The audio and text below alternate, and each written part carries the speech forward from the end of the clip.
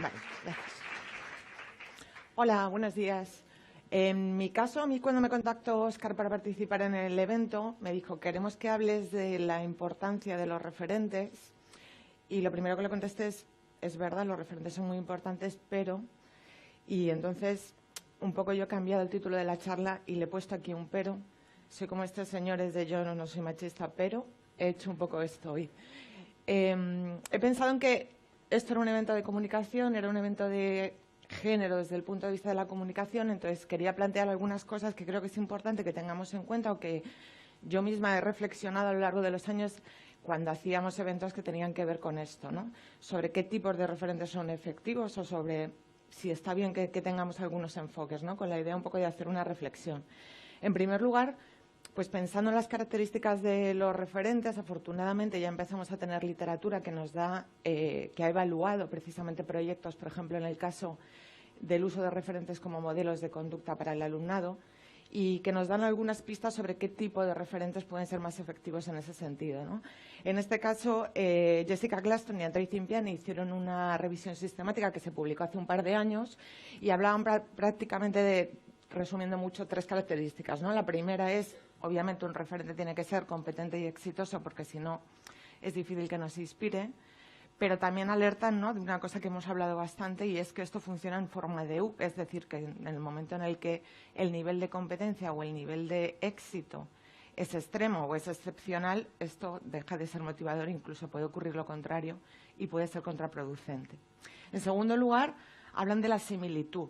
Y en este caso, en el análisis, ellos utilizan dos tipos de similitud. Una que sería la similitud demográfica, que tiene que ver con características como el género o ser una persona racializada, por ejemplo. Y la similitud psicológica, que tiene más que ver con compartir ciertos valores o tener ciertas características personales.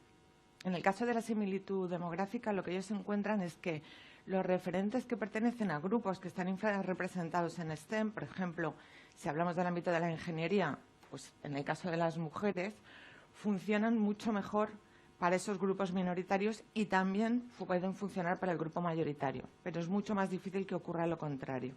Es decir, es más fácil que una mujer funcione como referente para ambos sexos, pero es bastante más complicado que un hombre funcione como referente para las mujeres, ¿no? Que esto, muchas veces oímos esta crítica de ¿y por qué no ponéis referentes hombres?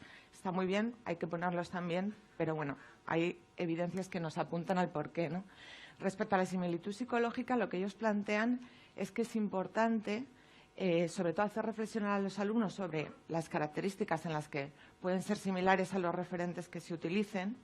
Y aquí tiene que ver sobre todo con la parte de mostrar contraestereotipos, es decir, mostrar el esfuerzo frente a la brillantez o romper ciertos estereotipos, ¿no? Estas ideas sobre el aislamiento del científico que no tienen nada que ver con lo social, por ejemplo. Y por último, hablan, muy importante, de que los referentes tienen que expresar, digamos, un éxito que sea alcanzable. Y en este sentido tiene mucha importancia que transmitan cuáles son los pasos para llegar a conseguir lo que ellos han conseguido. Es decir, pues qué tipo de carreras hay, qué responsabilidades incluyen, qué tipo de camino puedes seguir, ¿no?, para llegar. Y alertan, por cierto, de que esto es una de las cosas que suelen ser más contraproducentes, cuando ese éxito no se percibe como alcanzable para, en este caso, el alumnado. Y luego, como decía, quería hacer algunas reflexiones sobre cosas, ¿no?, que a veces deberíamos tener en cuenta o que probablemente también habréis pensado. En primer lugar, una cosa obvia, ¿no?, que acabo de decir, pero que a veces desde la comunicación científica no lo pensamos mucho, y es que no todas las actividades de comunicación científica tienen por qué tener un impacto positivo. Es decir, a veces también pueden tener un impacto negativo, ¿no? Y creo que es importante cuando pensamos en hacer un ejercicio, y más en este sentido, ¿no?, en el que nos estamos dirigiendo a personas que además sufren cierta discriminación. Por otro lado, otra cosa que puede parecer obvia, pero creo que a veces olvidamos, que las mujeres también pueden transmitir estereotipos relacionados con la ciencia, ¿no? Por eso hablaban antes de la importancia de contar con referentes que sean contraestereotipados. Y, por supuesto, las mujeres tampoco estamos libres de sesgos sexistas, ojalá, pero tampoco. Y hay bastantes estudios que analizan esto y que son bastante interesantes y también un poco tristes, porque lo que dicen es que precisamente cuando estos sesgos los tenemos las mujeres no se suele percibir como tal. Y, por ejemplo, en organizaciones donde hay mujeres que tienen un cierto poder y tienen estos sesgos sexistas, aunque eso tiene un impacto negativo en otras mujeres en esos ámbitos de trabajo, las mujeres no lo perciben como algo negativo y, en cambio, sí cuando proviene de un hombre, ¿no? También es importante. Y luego, por último, otra cosa también que creo que es bastante obvia, pero que a veces no siempre la reflejamos, y es que el género, por supuesto, es una variable importantísima. Hoy estamos hablando aquí de género, pero el género interactúa con otros factores y que tenemos que tener en cuenta también en el diseño de actividades. Joseph Cintián tiene un estudio bastante interesante que habla de algo que suele ocurrir muy a menudo, y es que, por ejemplo, en el caso del alumnado, las alumnas que tienen muy alto rendimiento, en general, no están tan desmotivadas hacia las carreras de ciencias, pero cuando tienen un rendimiento, digamos, medio o bajo, esto no es así. En cambio, en los hombres, incluso con un rendimiento medio-bajo, tienen intenciones, digamos, de aspirar a carreras científicas, ¿no? Y un poco lo que dicen es que las mismas actividades pueden no funcionar para las chicas de alto rendimiento que para las de medio rendimiento, por ejemplo. Y uno de los ejemplos que ponen es el tema de los referentes, que funcionaría mejor en chicas, en este caso, de alto rendimiento. Otra de las cosas sobre las que quería reflexionar es sobre las consecuencias que tiene también para las personas a las que exponemos en nuestras propias actividades, ¿no? Esta imagen pertenece a un estudio en el que evaluaron un poco las palabras, los sesgos respecto al género, que en relación a 300 mujeres que participaban en talleres, en este caso talleres para adultos. Y como veis, pues bueno, aparecen palabras como mandona, emocional, es decir, toda una serie de palabras. Ayer discutía con Ángela cómo traducir bitch y nos salían palabras muy feas, así que lo dejo a la imaginación. Y bueno, una cosa que deberíamos tener en cuenta, ¿no?, es cuando exponemos a las personas en este tipo de actividades. Otra de las cosas que también es obvia, pero que es importante tener en cuenta, es que este tipo de actividades, cuando las dirigimos al alumnado, obviamente pueden ampliar, digamos, la demanda o el interés por acceder a determinados ámbitos, pero por supuesto no van a solucionar que luego persistan en esos ámbitos, ¿no? Lo comentaba antes Carmen, como el hecho de acceder a una carrera no significa que luego puedas continuar una carrera en ese ámbito, ¿no? Y eso también es importante. Otra cosa que creo que debemos tener en cuenta, que por sí sola la promoción de una mayor proporción de mujeres en STEM, por supuesto, es positiva y en algún momento lo puede lograr, pero de por sí no va a conseguir un cambio cultural.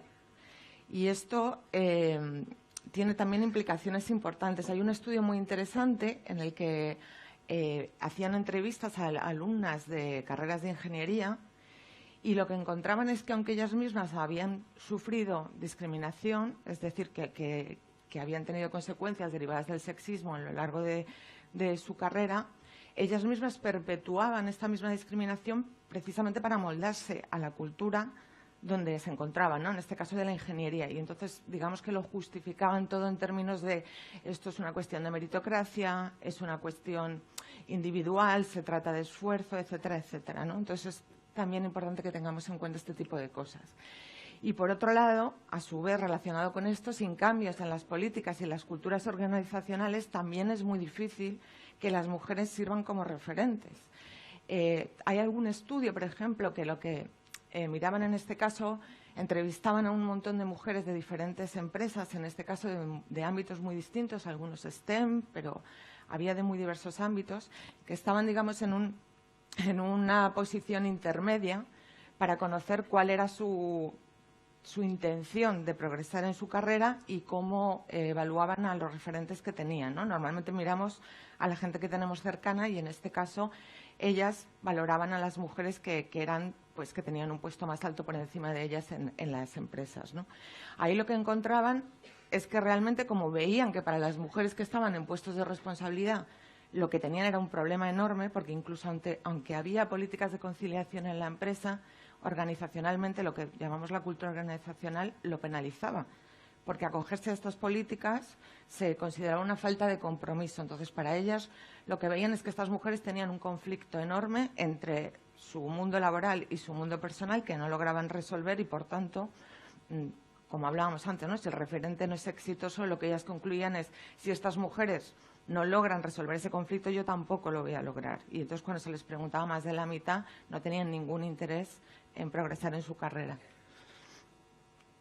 Otra de las cosas, y aquí voy a poner un cameo de Lorena, que la he visto antes por ahí, que hemos coincidido en algún evento, y que es una cosa que a veces hablamos, ¿no? También, que a veces a mí me da un poco de rabia este enfoque de que parece que es un problema de las niñas. Hemos convertido lo que es el impacto de un problema global y cómo impacta en las niñas en que el problema son las niñas, ¿no? Y antes lo mencionaba Carmen, cuando llega esta semana, de pronto todo el mundo se vuelve loco y le interesa mogollón el tema de género, y a mí seguro que os pasa a vosotros también.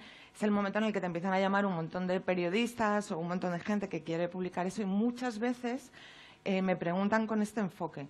Y también creo que tenemos que cuidar mucho las palabras. Yo misma le he dado muchas vueltas a esto, a cómo hablamos de este tipo de actividades, de este tipo de cosas y este tipo de impactos, porque el problema obviamente no lo tienen ellas, lo tiene la sociedad en general, ¿no? Entonces, bueno, también por tenerlo en cuenta. Y una última reflexión que quería hacer respecto también a cuando utilizamos referentes precisamente para cambiar las cosas, en el caso de la perspectiva de género y muchas veces en relación al estudiantado o en relación a mujeres en muchos ámbitos, ¿no? Es esto que llaman en el ámbito académico el enfoque de la héroe femenina. Y lo llaman así precisamente porque muchas actividades tienen un enfoque totalmente hiperindividualista. Es decir, aquí parece ser que las mujeres es una cuestión de esfuerzo puramente individual, puramente de luchar, como que se obvia totalmente la lucha colectiva y otro tipo de problemas, ¿no?, estructurales, como decíamos. Y esto creo que también es un poco peligroso. Hay algunos estudios también que analizaban, en algunos casos, voy a poner las citas de algunos de ellos, pero uno de ellos analizaba, por ejemplo, mujeres emprendedoras en un programa de emprendimiento en el que precisamente querían atraer a mujeres al área de emprendimiento, y otro que analizaba las narrativas de las autobiografías de mujeres que habían sido emprendedoras, ¿no? Y muchas veces se da este enfoque de heroína, de eres tú la que tiene que romper el techo de cristal, ¿no? O sea, búscate la vida un poco, porque al final es una cuestión individual. Y creo que también es un poco peligroso este tipo de enfoque que a veces podemos dar sin darnos cuenta. Y como decía, ¿no?, además se están obviando obstáculos que son importantes, y otro problema de esto es que muchas veces también, y relacionado con lo que comentabas antes de que el género no es la única variable, precisamente estas mujeres son modelos muy concretos, ¿no?, de clase media alta, son personas blancas. Es decir, que al final también estamos perpetuando un cierto tipo de modelo que no puede funcionar para todo el mundo. Bueno, veo que Óscar sigue sentado, así que me relajo. Simplemente desde este punto... Vaya, hombre. Yo digo, en un evento de género no se va a atrever a interrumpirme, pero sí. Bueno, 3 preguntas, ¿no? Si estamos contribuyendo a este enfoque, ¿a qué intereses puede responder este enfoque, ¿no? A veces también pasa con el cambio climático, ¿no? Vamos a centrarlo en un tema individual y entonces nos lavamos un poco las manos. Y si queremos hacerlo, ¿no?, simplemente como reflexión. Y ya que está Óscar de pie, simplemente termino con una conclusión. Por supuesto, por si alguien tiene alguna duda, los referentes son importantísimos. Es una cuestión de justicia social reconocer el trabajo que hacen las mujeres, y además es muy positivo, tiene impactos muy positivos para reducir estereotipos y en este caso también para motivar, ¿no?, al alumnado. Y de hecho, pues esta casa también, la Universidad del País Vasco, tiene ejemplos magníficos en este sentido. Pero creo que es importante que seamos también conscientes como comunicadores o gente que gestiona proyectos de comunicación sobre las limitaciones de lo que hacemos, las consecuencias de lo que hacemos y los enfoques un poco que damos en este tipo de actividades. Y ya termino antes de que me mires mal. Gracias. Gracias, Cintia. No sé si queréis hacer alguna pregunta. Es un evento mayoritariamente femenino, como podéis ver. Ya os adelanto que si fuera masculino habría muchas manos levantadas. Hay una pregunta ahí, te paso el micrófono. Muchas gracias por la charla y por las reflexiones. ¿Ves alguna diferencia entre hacer muy explícitos los referentes y hacerlos un poco más implícitos? Por ejemplo, el típico, pues por el 11F, serie de mujeres en cosas, que está como muy explícito, ¿no? Que esto es un ejercicio de toma referentes frente a pues yo qué sé, que yo en cada entrevista o en cada artículo que escribo, pues por narices meto una mujer o algo así, ¿no? Que es un poco más implícito. ¿Ves alguna diferencia en el impacto de una acción frente a otra? Yo personalmente creo que cuando hablamos de perspectiva de género debería ser algo transversal que hagamos en torno a todo lo que hacemos, ¿no? No que hagamos una actividad de género, sino que en todas las actividades que hagamos lo tenemos en cuenta. Y luego, respecto a esto que comentabas, me parece súper interesante porque yo realmente tengo muchas dudas también y he estado indagando, pero o sea, hay algunas teorías que dicen, por ejemplo, ¿no? Que una cosa muy común que solemos hacer, que es decir, mujeres en tal cosa, ¿no? Y hacemos como una lista de mujeres. Y desde el punto de vista teórico, digamos, ¿no? de cómo categorizamos a las personas, ¿no? Lo que se llama la cognición social, lo que viene a decir es que eso puede ser un poco peligroso porque a veces, en lugar de ampliar una categoría más amplia, vamos a poner un ejemplo, ¿no? Científicos. ¿Quién entra en la categoría de científicos? Normalmente, si tú, digamos, combinas y dentro de la general, cuando hablas de científicos, metes mujeres, es más fácil que incluyamos a las mujeres dentro de esta categoría, pero que si todo el tiempo decimos mujeres científicas, mujeres emprendedoras, es más fácil que tú hagas una subcategoría y la diferencies. Entonces, a mí no tengo datos de si ha evaluado esto, cómo influye exactamente. Me encantaría, de hecho, tener un estudio sobre eso. Pero digamos que desde el punto de vista teórico, para algunas cosas que se han visto, podría ser contraproducente por ese lado, ¿no? Entonces, entiendo que a veces se haga y tiene todo el sentido, pero me gusta, desde luego, más la otra perspectiva, ¿no? Hay muchas quejas de eso, de por qué siempre ponemos el adjetivo cuando somos mujeres, ¿no? Eso está bastante estudiado. No hablamos de fútbol y fútbol femenino, ¿no? No decimos fútbol masculino, decimos fútbol femenino. Siempre las mujeres necesitan más categorizaciones, ¿no? Entonces, bueno, por ahí. Una pregunta. Vale, Laura, pensé que había una pregunta por ahí. Con Laura cerramos el turno de preguntas, si os parece. Hola, gracias por la presentación, me ha parecido muy interesante. Yo, a raíz de lo que comenta ella, que me parece también interesante, yo muchas veces me lo he preguntado, ¿no? Pero claro, es que tal como estamos actualmente, yo he hecho cursos, he leído libros de historia de la ciencia en la que ellas no están. Entonces, ¿no es una manera también, más que subcategorizarlas, de reivindicarlas, ¿no? Yo creo que el objetivo final es ese, que se hable de historia de la ciencia en la que hayan personas que han hecho ciencia, pero me parece que igual lo que comentaba antes Carmen B, del tiempo, ¿no? Que parece que al principio es todo el tiempo, si no estamos haciendo un esfuerzo continuo, lo que sí es no hacerlo solo el 11F, evidentemente, ¿no? Pero alguna actividad que fuerce un poco que en la historia en general estén esas mujeres. Sí, sí, totalmente. Y como decía, quiero decir que es legítimo y es necesario. Yo creo que es muy importante el trabajo que se ha hecho en este ámbito, ¿no? De que se han recogido información de mujeres en la historia de la ciencia y en muchos otros ámbitos. Y, o sea, no se le puede restar importancia a eso porque es crucial que no se me malentienda en ningún caso, ¿no?